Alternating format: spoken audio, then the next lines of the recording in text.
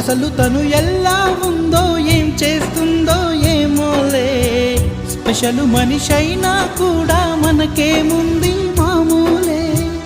కళలు తెలుసా ఏమో బహుశా, కవిత మనిషా కలల హంస, మనసు కొంచెం తెలుసుకుంది కలిసిపోయే మనిషిలాగా, మంచి పద్ధతంటూ ఉంది మదిని లాగుతున్నది, ఎంత ఎంత వింతగున్నది.